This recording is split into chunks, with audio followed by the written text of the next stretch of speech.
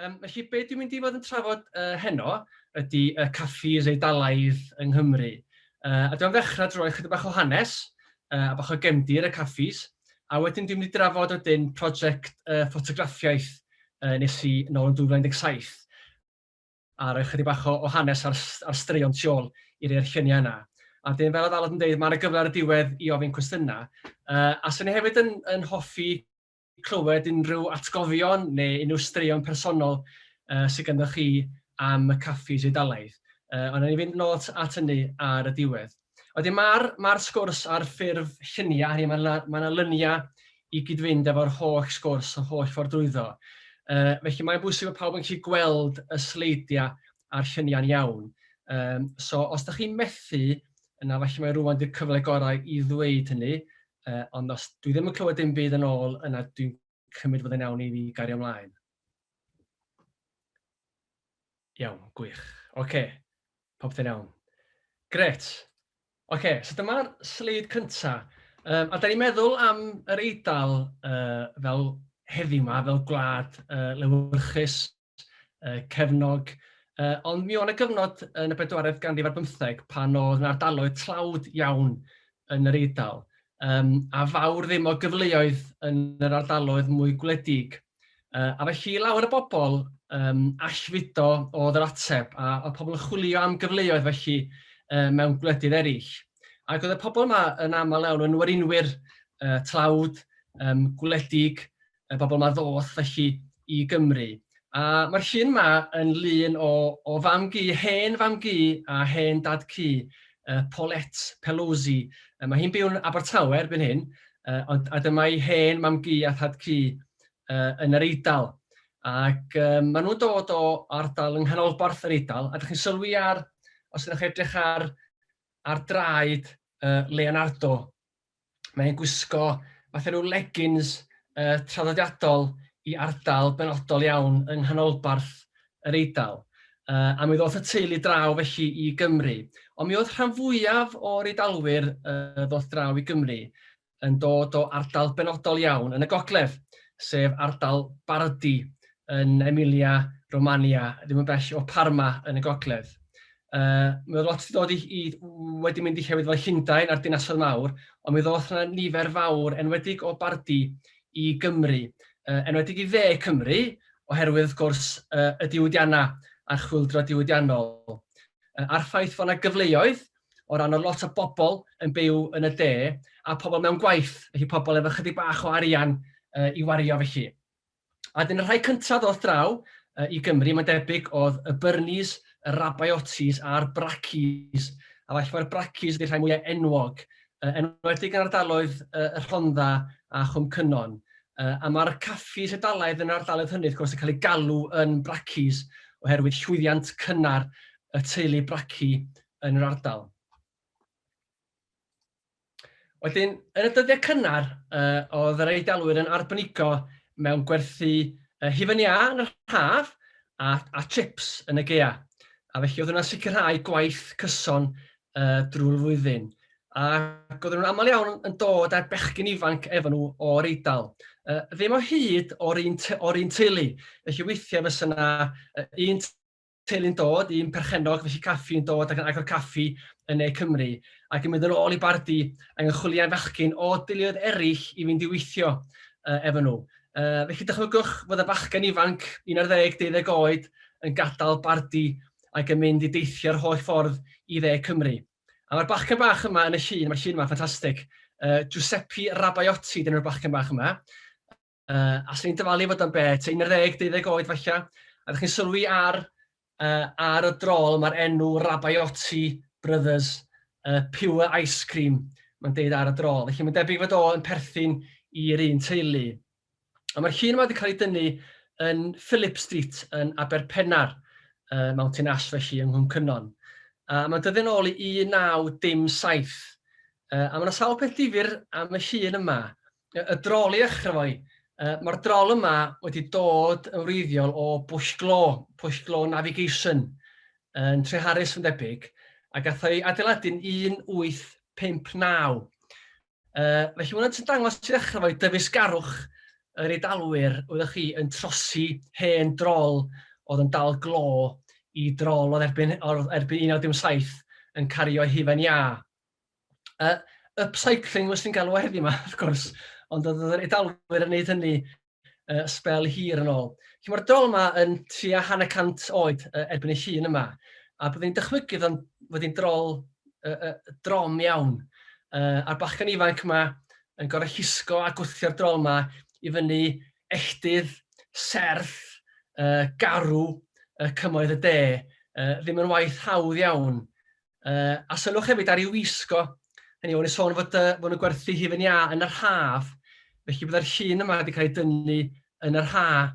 Felly oedd y bachgen yma, cradur, yn gorau cario'r drom hen yma o gwmpas strydoedd y cymoedd, yn gwisgo cap a siwt go drwchus, siwr o fod. A mae yna sawl stori am pa mor galed wyddoch chi oedd y perchnogion yn gweithio'r bechgyn ifanc yma. Mae yna hanes am un perchenog yn Aberystwyth, enghraifft. Oedd yn cael ystyried yn berchenog da achos oedd amser off i'r plant a ddyddiau Sul. Ond oedd gennym fo 3 bachgen yn gweithio iddo fo, yn mynd o gwmpas gwerthu hufen iâ yn y troli yma. Ac oedd gennym fo 2 drol, pob un o faint gwahanol. Oedd un yn dal llawer o hufen iâ, a dyn ni arall ddim gymaint, a dyn un bach. A dyn oedd y bachgen cynta i gyrraedd yn y bore, y siop yn y bore, yn cael mynd ar drol fach. Felly, oedd gynno fo lai o hufen iâ i baratoi a lai o hufen iâ i werthu. Felly, eisiau chi ddychmygu, wyddoch chi, y ras i fod y cyntaf i gyrraedd y siop yn y bore. Wedyn, oedden nhw'n bobl busnes arbennig o dda yr Eidalwyr, oedden nhw'n entrepreneurs, yn aml iawn dechrau falle efo trol, wedyn falle ceffyl a trol, a wedyn falle yn cael caffi maes y law. Ac oedd y caffis yma'n ofnadwy o boblogaidd, a nath nhw dyfu, nath niferoedd dyfu yn gyflym iawn. Wyddoch chi, oedd dim un pentre yn y cymoedd heb Caffis Eidalaidd. Yn aml iawn, fysa'n 4 neu 5 caffi yn yr un tre, weithiau ar yr un stryd, ac yn ganol dre Pontypridd er enghraifft, oedd yna 12 o Caffis Eidalaidd. Oedd 12 caffi yng nghanol tre Pontypridd, Caffis Eidalaidd, a 300 ar draws Cymru i gyd. A mae'r llun yma yn lun o Express Caffi oedd yng nghanol tre Pontypridd tua 1916. A wedyn y perchenog, Giovanni Flugoni, sydd ar y dde fan hyn. A dyn ni wraig Maria ar y chwith efo'i plant nhw fan hyn hefyd. A falle fod hyn, chi'n cofio yr Express Caffi, mi fydd mab Giovanni, Marco, mi fydd o'n rhedeg y caffi tan 1986. A ydych chi'n gweld yn y canol, mae yna ffynon soda, marble neu marble ffug falle yn y canol, a y losin mewn jaria gwydyr ar y silffoedd yn y cefn. Rhai o'n chi, mae'n siŵr yn cofio rheini. A dwi'n ôl at tynnu maes y law. Ac oedden nhw'n gymysgedd, wyddoch chi, o lefydd. Oedd rhai nhw'n gaffis, rhai nhw'n gwerthu losin, a sigaret ag ati. Rhai eraill wedyn yn fwytau, a rhai yn fatha tea rooms, chydig bach yn fwy posh. A dyn, ar wahân i'r coffi, mae'n eitha difyr i nodi bod nhw ddim wir yn gwerthu bwyd Eidalaidd. Hynny yw, nid hefyd i brynu pizza a pasta ag ati oedden nhw. Ond oedden nhw'n gwerthu bwyd Prydeinig mewn ffordd. Hynny yw, bwyd oedden nhw'n gwybod fysa'r Cymru yn mwynhau. Ac oedden nhw fel perchnogion yn gweithio'n ofnadwy o galed. Wyddoch chi, oriau hir iawn, rhai yn agor am 6 y bore i ddal pobl cyn fod yn mynd i gwaith. A oedd rhai wedyn yn aros ar agor tan 11, 12 y nos i drio dal pobl, wyddoch chi, oedd falle'n gadael y tafarndai ag ati. Ac oedden nhw hefyd yn ddifyr iawn ar agor ar ddyddiau Sul. Ac er bod hynny yn groes i'r gyfraith yn aml, oedden nhw'n aml yn gwneud hynny yn groes hefyd, wrth gwrs, i ddymuniadau falle'r gymuned capelyddol anghydffurfiol Gymreig ar y pryd yn y cymoedd. Ond wrth gwrs, doedden nhw ddim yn gwerthu alcohol. Oedden nhw'n lefydd lle chi'n cael diod ysgafn pop, paned ac yn y blaen. Ac oedd hynny wrth gwrs yn plesio y capelwyr ac yn plesio rheini oedd yn cefnogi y syniad o ddirwest ynde. A felly, oedd rhyw fath o gydbwysedd fan hyn, oedden nhw falle yn agor ar y Sul, ond doedden nhw ddim yn gwerthu alcohol. A da chi'n gweld yn y llun yma fan hyn, oedd lot nhw'n cael ei galw yn temperance bars. A dyma y risi temperance bar Nelson, llun o'r 20au di hwn. A oedd y gair bar yn rhywbeth o gyfleu, wyddoch chi, hwyl y dafarn, yr elfen yna o gymdeithasu yn rhydd ag ati. A dyn y gair temperance falla yn plesio rheini o ddim eisiau gweld alcohol. Ac yn golygu bod rhieni yn hapus i gyrru plant nhw i'r caffi, bod ni'n losin ac yn y blaen. Chi eto falle'n dangos fyddwch chi dawn entrepreneuriaeth yr Eidalwyr yn deall i cwsmeriad, yn deall y gymuned lle oedden nhw'n byw. A mi oedd yna berthynas agos iawn a chyfeillgar iawn rhwng yr Eidalwyr a'r Cymru. A nath yr Eidalwyr ddod yn rhan o'r gymuned yn y cymoedd. Hynny yw, yn hytrach na ffurfio'r cymunedau ar wahân, fel oedd yn ddigwydd yn y dinasoedd mawr, oedd gennych chi fatha Little Italy, mae llefydd fel Manceinion a Llundain ag ati. Ond natur y cymoedd, natur mwy gwasgaredig y cymoedd, a'r ffaith bod mae casgliad o bentrefi bach oedd yn y cymoedd, yn golygu fod y gymuned Eidalaidd wedi dod yn rhan o'r gymuned, a fod y Cymru a'r Eidalwyr yn cymysgu, a fod yna ddim arwahanrwydd felly rhwng y cymuned Eidalaidd a'r gymuned Gymreig. Ond y gyfeillgarwch a agosatrwydd mawr iawn rhwng yr Eidalwyr a'r Cymru. A'r unig adeg o densiwn fuodd yna mewn gwirionedd, tensiwn sylweddol, oedd yn ystod yr ail ryfel byd, a nid o ddewis y Cymru na chwaith yr Eidalwyr. Ond pan ath yr Eidal ymuno yn y rhyfel, ac ymladd wrth gwrs ar ochr yr Almaen, mi gafodd yr Eidalwyr oedd yn byw yng Nghymru ac yn weddill yn ystod Prydain, mi gathon nhw i arestio, ac oedden nhw'n cael eu ystyried fel gelynion, a gafodd llawer iawn ohonyn nhw i carcharu a'i hallfudo i wledydd eraill yn ystod y rhyfel. Ac yn drist iawn iawn, mi gafodd un o'r llonga oedd yn cario Eidalwyr ac Almaenwyr i Ganada, ar Andoros da, mi gath y llonga i suddo gan long danfor Almeinig ar y ddamwain, a gafodd yna gannoedd i lladd yn cynnwys Eidalwyr Cymreig felly. A ar ôl y rhyfel, mae'n debyg bod rhai o'r caffis wedi newid eu henwa. Hynny yw bod yn teimlo bod hi'n fwy diogel falla i beidio tynnu sylw at y tras Eidalaidd ac at yr enwau Eidalaidd, a cael enwau mwy niwtral. Ydych chi'n gweld yn y llun yma fan hyn, hwn hefyd yn lun o gasgliad Paulette Pelosi o Abertawe. Ydych chi'n gweld ar dop y llun enw y snack bar, sef Pelosi's. A mae llun yma'n mynd yn ôl i'r 20au. A mae gan Pelosi's gaffis eraill yn Abertawe, neu mi oedd gynddyn nhw. A ydych chi'n gweld y llun yma o 1964, llun fwy diweddar ar ôl y rhyfel. A enw'r caffi yma oedd Dilwyn Caffi. So er mai caffi o'r un teulu, Pelosi's, erbyn y cyfnod yma, mi oedd yr enw di newid i'r Dilwyn Caffi. A falle chi'n gweld yn y ffenest, mae Paulette a'i mam yn edrych allan ar y ffotograffiaeth yn y ffenest. A'r un modd efo'r Oxford Caffi, hynny yw enwa llawer mwy niwtral, mwy Cymreig yn achos Dilwyn Caffi, neu mwy Saesnig falla yn achos Oxford Caffi, o dwi'n meddwl ar Oxford Street yn Abertawe. A'r llun o 1950 a'r fan ffantastig yna tu allan y caffi. A dyma lun o tu fewn un o gaffis y teulu Pelosi yn Abertawe. A mae llun yma'n dyddio nôl i 1950, neu tua 1950. A dwi eisiau tynnu eich sylw chi i'r fwydlen o hufen iâ sydd ar y chwith fan hyn. A mae Paulette wedi cadw y fwydlen yma, mae ganddi'r fwydlen yma hyd heddiw, neu un o'r ei tebyg felly o Dilwyn Caffi. A dwi wrth fy modd efo'r fwydlen yma, ydych chi'n gweld, wyddoch chi y mathau gwahanol i hufen iâ, nhw'n cynnig, siŵr rhai o hyn yn gyfarwydd i chi, banana split, a'r peach melba, fruit sundae ag ati.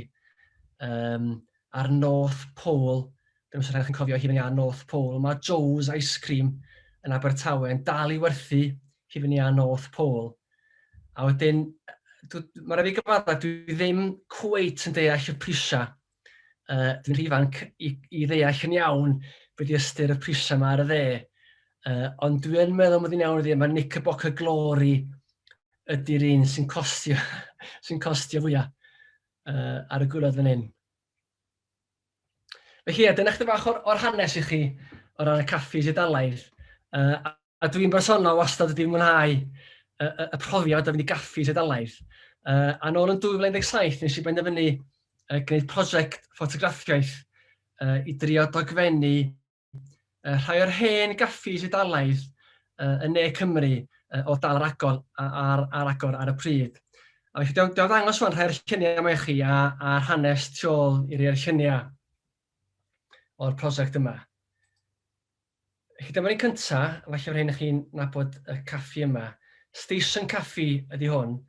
A mae'r caffi yma gyferbyn theatr Parc Adar, Parc yn De, yn Treorci yng Nghymru Rhondda. A mae'r caffi yma yn dyddio yn ôl i 1935 a gafodd ei agor gan Joe Balestrazi. A tu fewn y caffi, nes i dreulio rhai oriau rhyw fore yn tynnu lluniau yn y caffi. Ddim yn gaffi prysur iawn, yn gaffi eitha tawel, wyddoch chi bore canol wythnos, pawb yn abod ei gilydd, lle i gael sgwrs, i ddarllen papur, i gael paned ag ati, ymlacio. A wyddoch chi, mae'n gysylltiad amlwg iawn efo'r gorffennol, y teimlad yna mae llefydd cymdeithasol, llefydd i fynd i gymdeithasu ac i ddal i fyny efo newyddion y dydd ydy'r Caffis Eidalaidd yma. A hynny wrth gwrs yr rhan bwysig iawn o ddiwylliant y cymoedd. Ac oedd y gŵr yma'n dipyn o gymeriad. Un o'r locals oedd yn dod i'r caffi yn rheolaidd iawn, dwi'n cymryd. Ac oedd yn falch iawn o'i felt. Dyma ydych chi'n gallu gweld i felt o fan hyn. Ac oedd wedi prynu'r belt, os dwi'n cofio'n iawn, y Marchnad Pontypridd. A mae banner Cymru yn glir iawn ar y belt. Ond y geiriau sydd o gwmpas y banner o'n i'n hoffi, British by birth, Welsh by the grace of God, oedd y neges ar ei felt. A dwi'n hoff iawn o'r llun yma, i ddweud y gwir, mae yna, yn teimlo fod y llun yn dal cymeriad y caffi a'r gŵr bonheddig yma, wyddoch chi, a pwysigrwydd y caffi felly i bobl leol. A dyma perchennog y caffi, Dom, neu Domenico Balestrazi i roi enw llawn iddo fo, Domenico Balestrazi. A fo oedd yr rhedeg Station Caffi pan o'n i yna yn 2017. A nath o gymryd yr awenau gan ei dad, Joe, yn 1965. Felly oedd wedi bod yr rhedeg caffi ers dros hanner can mlynedd. Ac oedd fawr ddim i ddigwyr di newid, dwi'n meddwl, yn y caffi ers y 50au, 60au. Da chi'n sylwi ar y decor pren yna yn y cefn, a'r jukebox tu ôl i Dom yna. A dwi'n dweud oedd yn rhedeg achos mis Mai 2019, yn anffodus iawn, fe geodd y caffi ar ôl 84 mlynedd o wasanaethu'r ardal lleol. Nath y caffi gau yn 2019. A dyma lun o Dom yn ei hoff gader yn edrych allan ar y byd yn paso ac yn mynd heibio y caffi. A falle bod chi'n nabod y theatr y Parc yn Dar gyferbyn. Ac yn ôl ffrind i fi sy'n byw felly yn Treorci, bod y caffi wedi cael, mae Dom yn dal i ista yn y gader yna yn edrych ar y byd yn mynd heibio.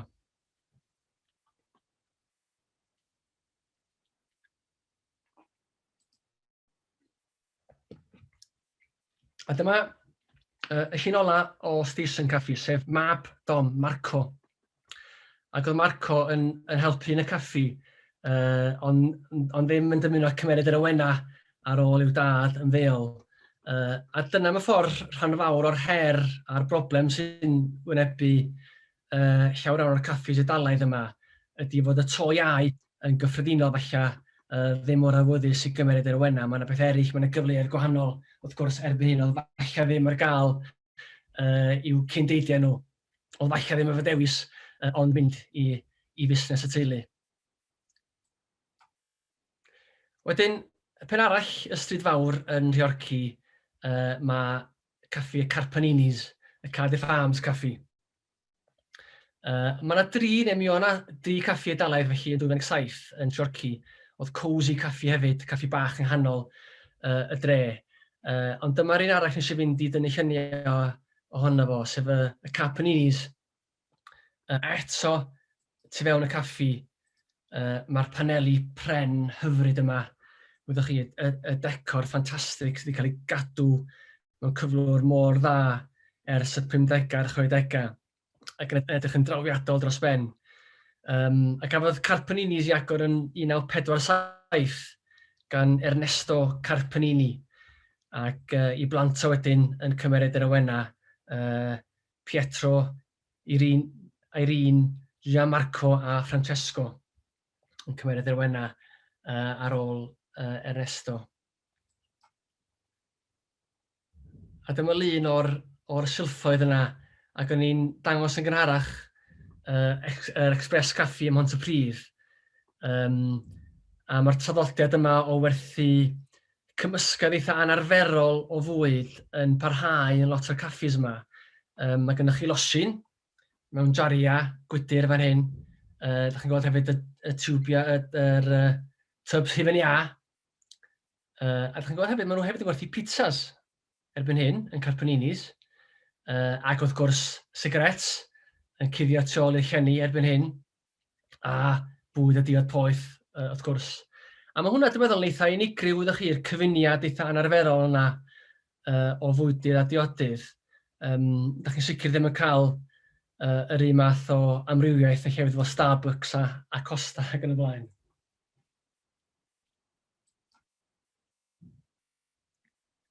A da chi'n sylwi yn y llun yma dal yn Carpaninis, cerflun bach o y canwr Pavarotti yn y cem yna.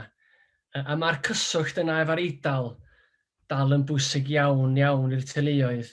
Falle fod yr acenion, mwy na heb yn acenion Cymreig, mae llawer o'r enwa yn dal i fod yn enwau Eidalaidd, wyddoch chi, trydydd, pedwerydd cenhedlaeth ers symud felly i Gymru. A mae llawer ohonyn nhw dal i fynd draw i bardu unwaith yr flwyddyn i gwrdd ei gilydd ag ati. A dwi'n meddwl yn ôl beth dwi'n dweud, y Carpaninis heb ail agor eto ers y pandemig.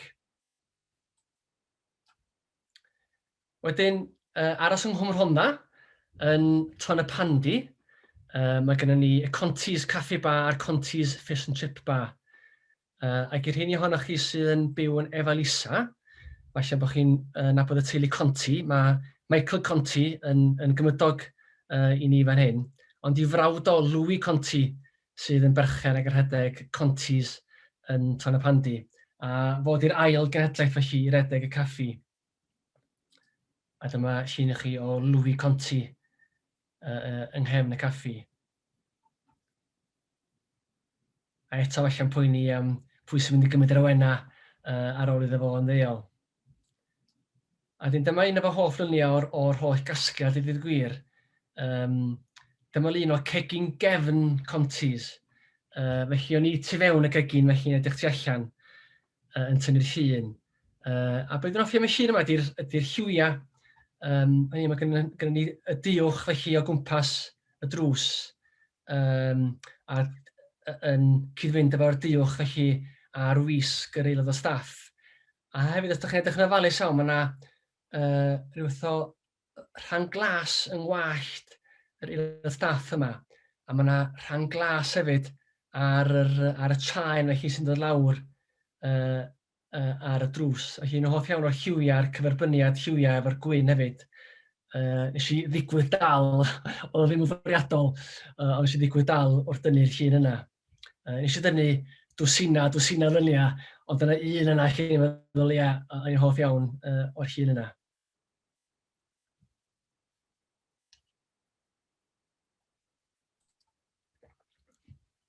A symud o'n i ardal wahanol, sef Abertawe, a Caffi Cadwma yn Abertawe. Wan ta, ar un adeg, mi oedd y Cadwma yn gwmni mawr, efo siopa coffi ar draws Cymru a Lloegr, falle bod chi'n cofio'r enw. Ond erbyn hyn, dwi'n credu mod i'n awr ddim, mae dim ond un Cadwma sydd ar ôl, a bellach mae'n gaffi annibynnol, sef yr un yn Abertawe. A Marcws lwporini, Marcus lwporini, sydd o dros Eidalaidd, sy'n rhedeg y caffi. O'r tu allan, di caffi ddim yn edrych yn arbennig iawn. Mae'n hawdd iawn paso'r caffi heb sylwi fach chi'n paso lle eitha anhygoel. Ond oedd gam i fewn, da chi'n sylwi pa mor drawiadol ydy'r caffi hun. Eto, y paneli pren yma o'r cymoedd yna yn y 50au, 60au wedi cael eu cadw.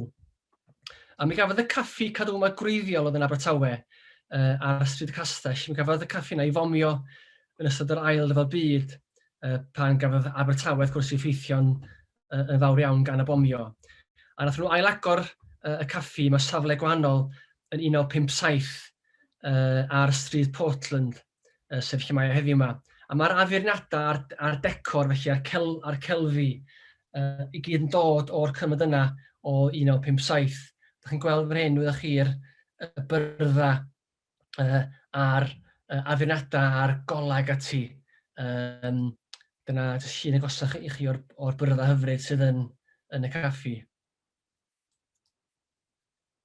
A eto wyddoch chi, pan ydych chi'n mynd i cadw yma, beth sy'n taro chi, dy criwio o ffrindiau, teuluoedd ag ati sy'n cwrdd yna, regulars sy'n mynd yn anaml, yn cael achlysur, yn gwneud achlysur o'r ymweliad. A mae'r caffi Cadwma yn eitha enwog i ddweud gwir oherwydd y Cadwma gang. Yn debyg i'r bois yma fan hyn, ond falle bach yn iau, oedd nhw'n griw o ffrindiau creadigol iawn, oedd yn cwrdd yn yr hen Cadwma yn y 30au pan oedd yn stryd y Castell. Oedd nhw'n feirdd yn gerddorion, awduron, artistiaid ac yn y blaen. Pobl fel Daniel Jones, Charles Fisher, Vernon Watkins, Mervyn Levy, a mae'n siŵr yn mwy enwog o Dylan Thomas ei hun. O Dylan Thomas yn un o'r Cadwma gang, oedd yn cwrdd ac yn trafod ac yn, dwi'n siŵr yn bod yn greadigol iawn efo'i gilydd yn y caffi Cadwma gwreiddiol.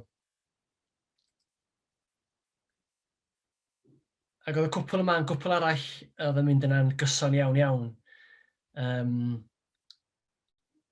A pan ni'n holi nhw pam oedd yn mynd i'r Cadwma, oedd y wraig yn deithau bod wedi cael ei magu yn ymweld yn mynd i'r Cadwma.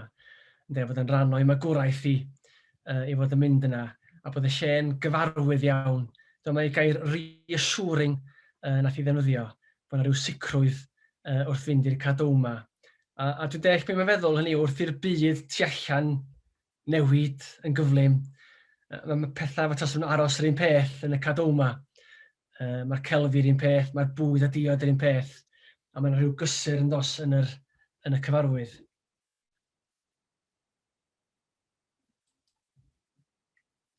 A'r staff hefyd yn gwisgo yr uniform du a gwyn yna sy'n mor gyfarwydd.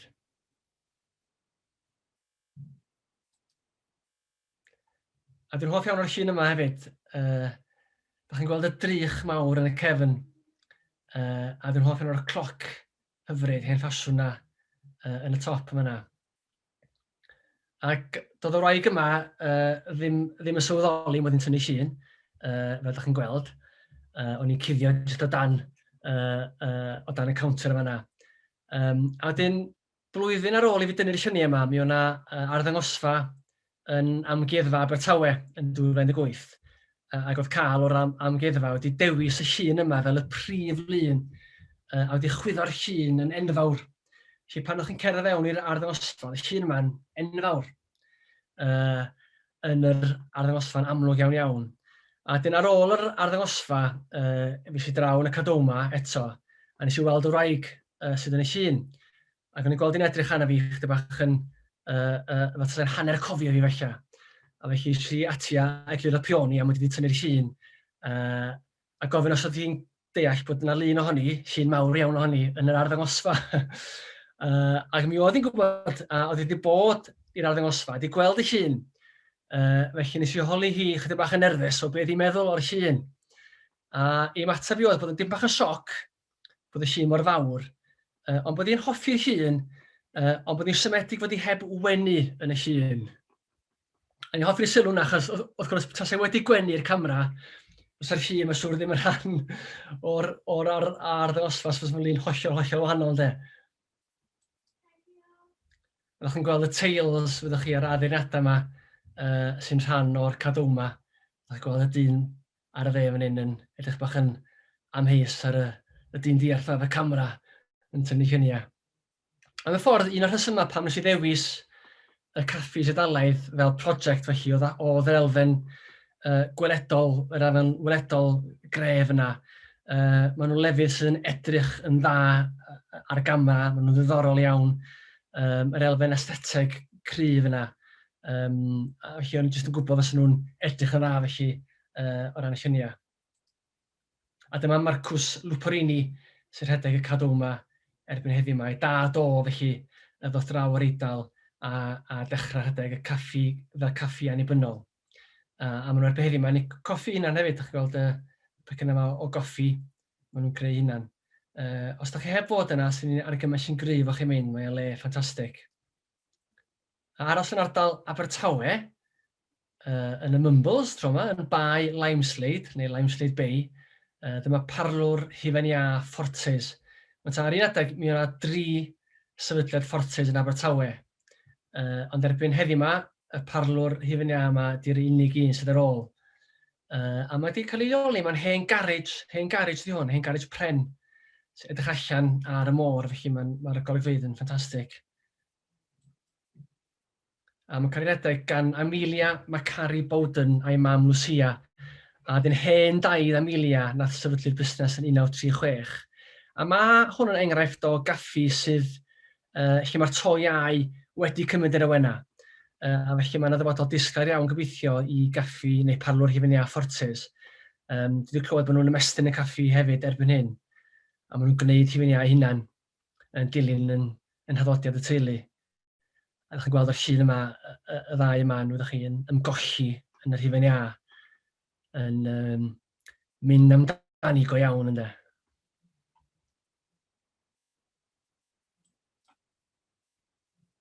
A wedyn, symud o'n i Gwm Dilais, pentre bach Creinant yng Nghwm Dilais, a siop losin psychedelis. Mae'r siop yma'n cael ei redeg gan Stella Jenkins, a ei thad hi Ernesto Psychedeli, nath agor y siop yn 1921, sy'n golygu fod y siop yn 100 oed eleni. Sy'n eitha anhygoel, mae dim ond 2 genhedlaeth sydd wedi rhedeg y siop mewn 100 mlynedd. A felly Stella sy'n rhedeg o erbyn heddiw yma, ac yn dal i redeg, mae'r siop dal yn agor. Ond o Stella, falle meddwl mae hi fysa'r ola o'r teulu i redeg y siop. A ydych chi, beth sy'n taro chi eto wrth gerdded fewn i'r siop yma di'r losin yn y cefn, y lluniau. Yr arddangosfa losin mae'n fel arddangosfa yn y fe hun, y losin yn y cefn, yn wledd i'r llygad a'r bol. A chi'n gweld hefyd, jyst ar y counter fan hyn, blwch llwch neu ashtray, sigaret, capstan yn mynd yn ôl i'r gorffennol. Ac ar y wal gefn eto y drych capstan, navy cut cigarettes, a'r drych mawr yma sy'n jyst yn ffantastig. Ydych chi'n arddangos yn y drych y losin yn ei holl ogoniant yn y gefn. A hefyd, mae Stella dal yn defnyddio'r hen dil, ond dwi'n cymryd dim yn yr hen arian.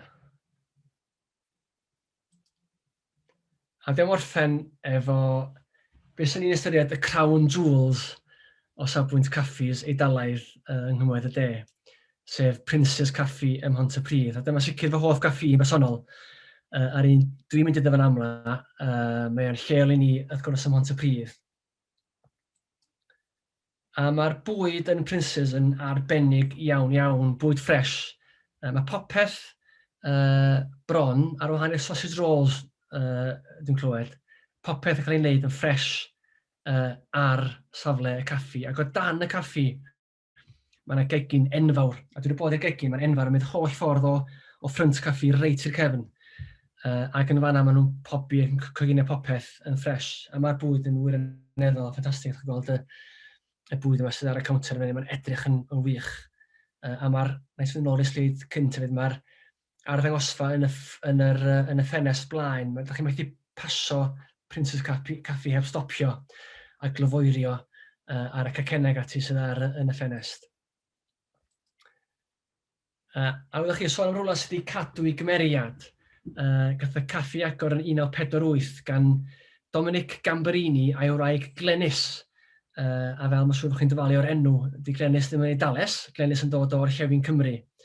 A dyn erbyn heddiw yma, mae'r caffi'n cael ei redeg gan William Gamberini, sef wyr Dominic a Glenys, a fos yn y llun yma yn fan hyn.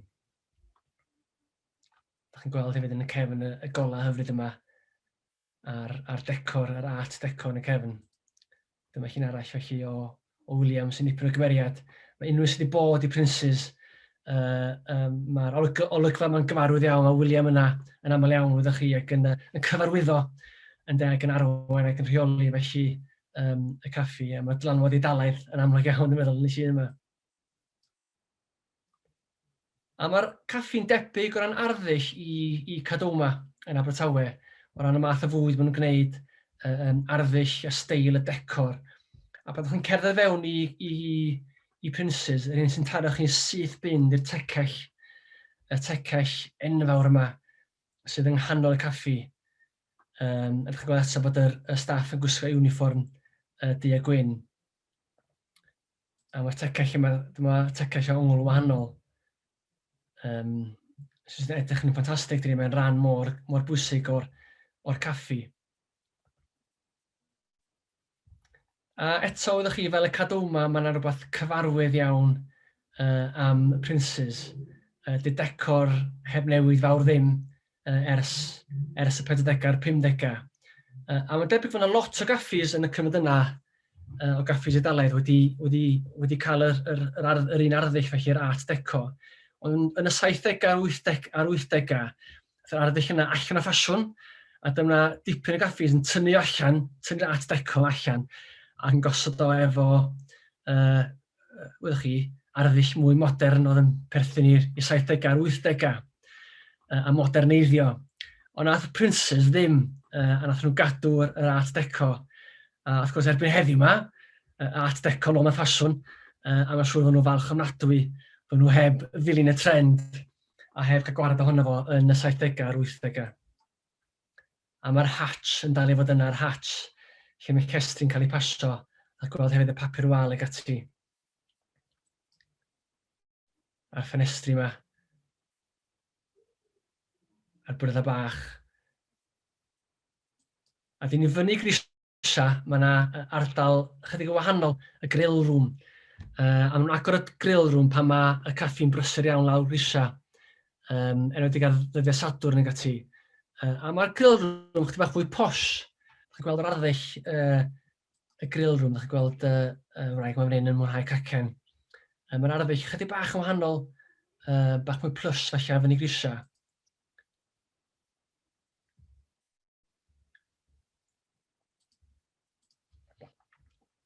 A'r fatha chandelier yma fan hyn yn y top.